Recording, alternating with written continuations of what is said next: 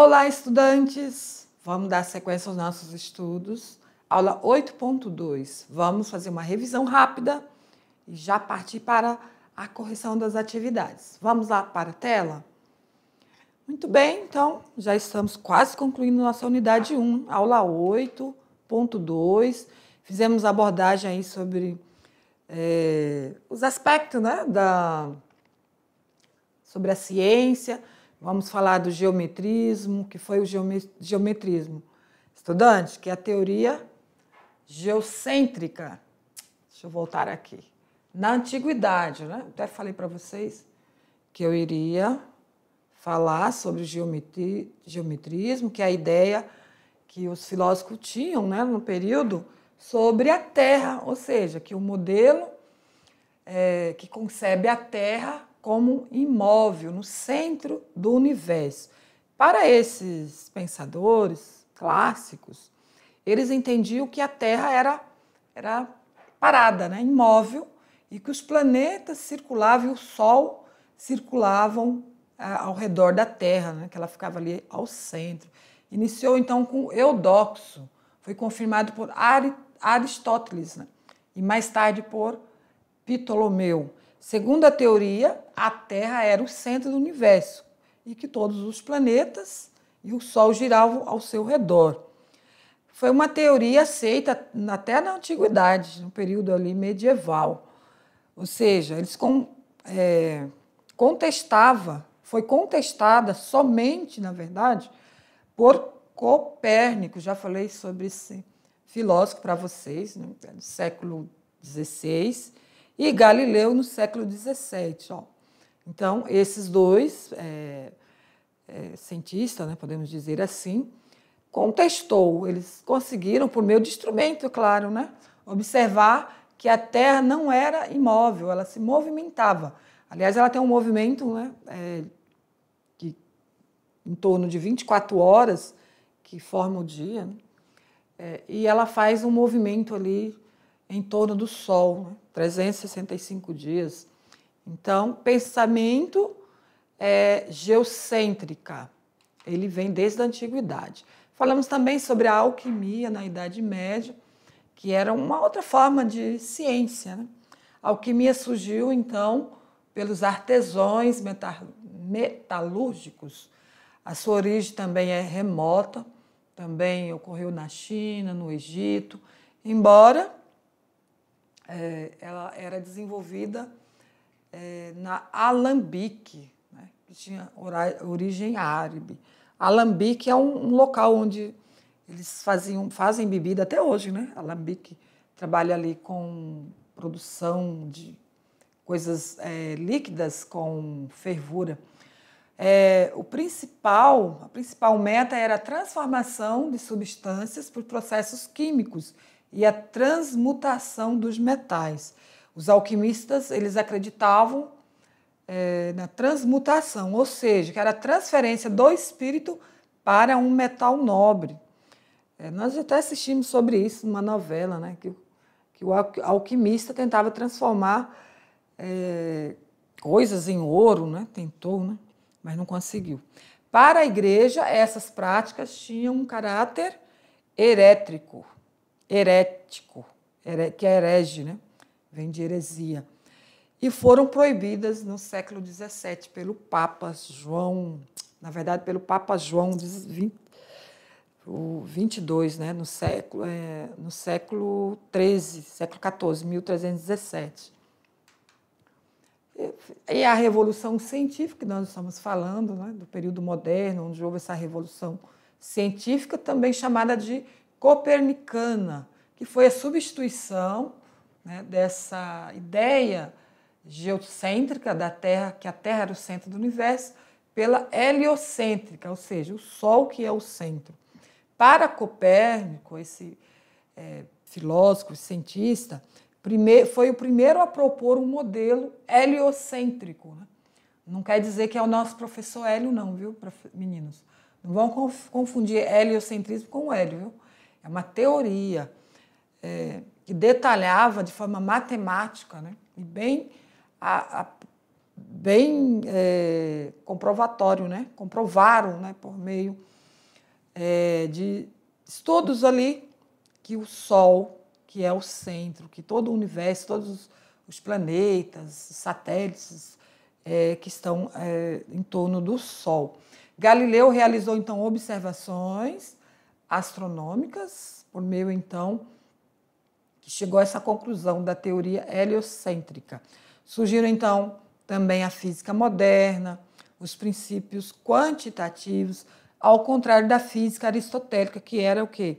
Só princípio qualitativo, quer dizer, qualitativos, era só por meio das percepções, não tinham comprovação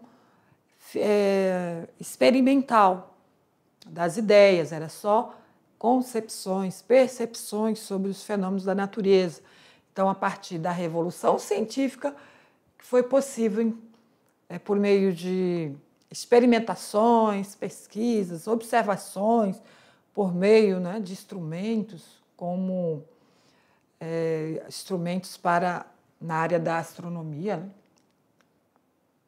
para observar, então, os planetas, que chegaram, então, a essa conclusão da teoria heliocêntrica.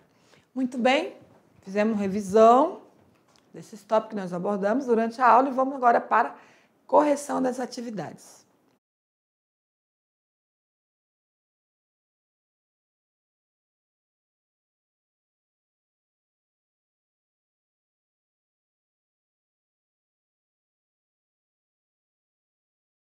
E lembrando, estudante, que vocês precisam responder essas questões, certo? Não fica só esperando aqui a resolução, não. Vai pegar um gabarito. Tentam resolver, fazer leitura, vão treinando aí já o seu cérebro, né? Para compreender aí de forma bem prática mesmo essas questões, porque algumas questões são do nível do Enem, para vocês já se prepararem para o Enem. Lembra que se preparar é uma coisa constante, precisa começar bem antes, não é lá no mês de outubro que vocês vão começar a treinar para o Enem, é desde agora, desde o início, porque esses conteúdos do terceiro ano, nós estamos revisando o que vocês já, né, estudaram lá no primeiro, no segundo ano, certo? O terceiro ano é mais revisão, focando também o Enem, dar continuidade aos estudos, então vocês têm mais maturidade, então podemos trazer conteúdos mais complexos, certo? Então vamos lá para a tela, vamos para a primeira questão. A teoria geocêntrica nasceu em um período em que o conhecimento sobre a natureza ainda estava em plena discussão. Diante disso, os filósofos haviam eleito 4 elementos fundamentais da natureza: terra, água e ar. Então, queridos, os gregos, filósofos gregos clássicos, cada um deles buscava um elemento da natureza para responder à origem do universo, à origem das coisas. Um era pela terra, o outro entendia que era a água. Porém, nós sabemos que na terra, todos esses elementos aí faz parte, então, da natureza, e todos eles faz sentido, né? Cada um, por exemplo, o nosso corpo é formado pela maior parte pela água, nós precisamos do ar para respirar, assim como os seres vivos, né? Vegetais, animais e vegetais, enfim. E o fogo, sem a combustão do fogo, nós não teríamos sobrevivido sem o fogo. Olha como esses elementos, e a terra, então, que é a nossa casa, né? Nossa base. Sem esses elementos aí, não teria vida na terra. Então, esses elementos teriam a tendência natural de se agrupar em esferas, segundo eles, né? Então, vocês viram durante a aula lá um exemplo que esses elementos se agrupam pela esfera. Eu sei que o fogo é o último. Nós temos a terra, o ar, a água, acredito que a água, não sei se vem antes ou depois do ar, e o fogo é o último. Porém, todos esses elementos estão presentes na nossa vida, no nosso cotidiano. Então, a resposta, estudante, já vamos direto à resposta, letra A. A esfera mais pesada, feita de terra, ficaria no centro. A esfera da água a envolveria, a terra, é isso mesmo, a água vem antes. Depois, pela esfera de ar e, por fim, a esfera de fogo. Então, essa é a sequência aí que esses filósofos entendiam os elementos da natureza. Uma outra questão do Enem, antiga, né, mas vamos utilizar ela. Na linha de uma tradição antiga, os astrônomos gregos, Ptolomeu, afirmou a tese do geocentrismo, segundo a qual a Terra seria o centro do universo, sendo que o Sol e a Lua e os planetas giravam em seu redor, nas órbitas circulares, né? A teoria de Ptolomeu resolvia de modo razoável os problemas astronômicos, né? Da sua época. Vários séculos mais tarde, houve o quê? Estudos como do polonês Nicolau Copérnico, 1473, faleceu em 1543, ao encontrar inexatidões na teoria desse filósofo grego. Formulou a teoria do heliocentrismo. Segundo ele, o Sol deveria ser considerado o centro do universo, porque tanto a Terra, a Lua e os planetas giram circularmente em torno dele. Então, a respeito dos estudiosos citados no texto, é correto afirmar que... Qual foi a resposta que vocês encontraram aí?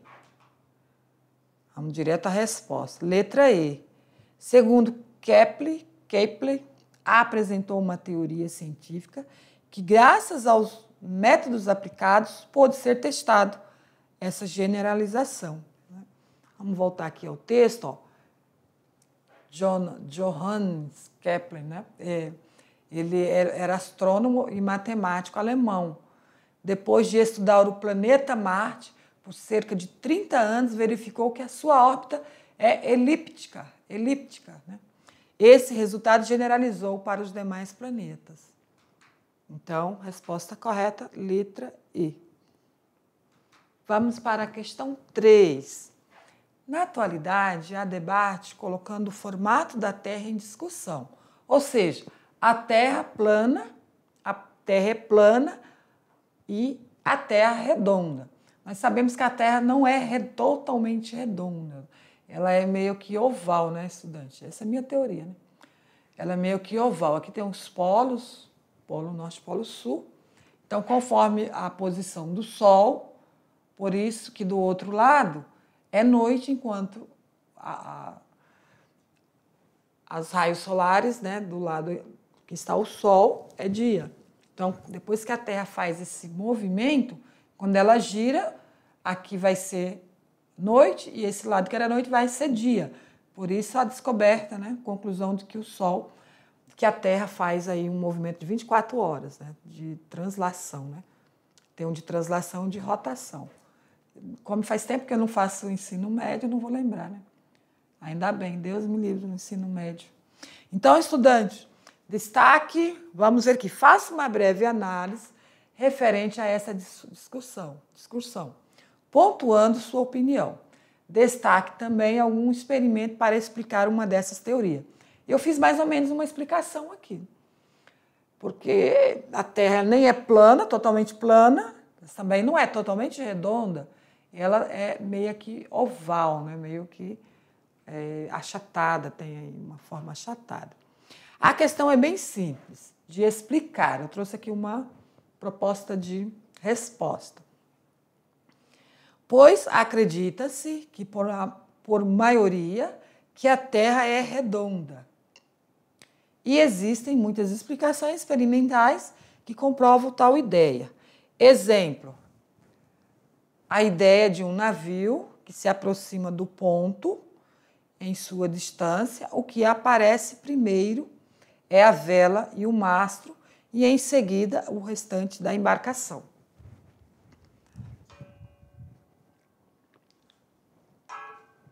Então, é uma forma, um exemplo de comprovar que a Terra é redonda, nesse sentido aí. Que o mastro, né, de um navio, conforme em um ponto, e de uma distância, ele aparece primeiro que a vela. Então é isso, estudante. As imagens que a gente vê, hoje não é tão difícil ter certeza, né? Se a Terra é redonda, porque tem muitos satélites, né? Está em órbita, né? Está aí na atmosfera. Câmeras, né? Filmando, registrando aí as imagens, né? Então não é tão difícil ter essa comprovação. Aqui é uma hipótese, né? Uma comprovação empírica, ou seja, pelo meio do senso, né? Dos sentidos. Observando aí um mastro de um navio, é possível ter essa conclusão, porém nós temos condições, recursos tecnológicos suficientes para ter certeza por meio das imagens fotográficas, né? Nós temos uma estação espacial que faz observação, né? Não, o Brasil não sei se o Brasil não tem, mas os países do primeiro mundo aí, China, Estados Unidos, Alemanha, outros países aí têm estações espaciais, né? Eles fazem um trabalho em conjunto também, que observam aí os planetas, né? A atmosfera. No material complementar, nós temos um artigo de Alexandre sobre a revolução científica do século XVII, formulação de um novo conceito para a ciência experimental. Então, caso vocês tenham interesse em estudar mais um pouco, vocês podem pesquisar aí nesse link esse artigo científico e também já ter aí já o exercício de ler, né? Pesquisas científicas, artigos, todos esses conhecimentos que nós trouxemos no currículo do ensino médio, já tem estudos em artigos, não é só no livro didático. Estudante, muitos desses conhecimentos nós pesquisamos em estudo científico de autores nacional, autores estrangeiros, mas a maioria de autores nacionais, que foram lá, fez pesquisas teóricas, bibliográficas, constatou, né, essas ideias que nós trouxemos aqui, que nós trazemos para vocês, aqui para as nossas aulas, certo? Então, concluímos nossa aula, já fechando aí, temos só mais 2 aulas de conteúdo, de conceitos, para aplicarmos a avaliação. Obrigada pela atenção e aguardo vocês nas próximas aulas. Até lá!